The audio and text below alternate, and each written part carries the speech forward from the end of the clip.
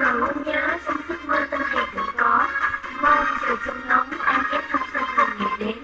Anh giờ nơi đâu đi với ai nơi thời kỳ mới, có biết rằng ngày nay nhớ anh và luôn yêu anh nên trong đấy thì ngày xưa anh nói yêu anh và yêu anh trên thành phố, một cuộc tình mới như cơn mơ em trôi.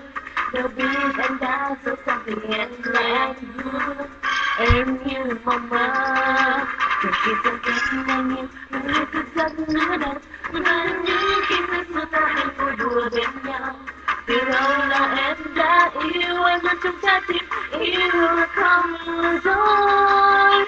Thương nhớ phút giây cũ dấu anh vẫn sự sớm mai, đêm ngày nhung nhớ trái tim em đang cần khô. Cùng nhau những thứ ta đi nối tiếng. Hãy nhớ đến lúc vui chúng ta hẹn hò ngày xưa ấy, hãy nhớ đến câu ái khi xưa thì còn rất mong rằng cùng yêu mong khi giấc mơ phai tàn xa rời.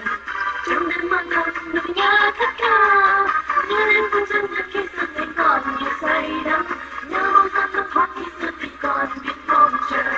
Và cùng yêu mãi khi giấc mơ thì còn ngày mai có nhiều anh trọn đời.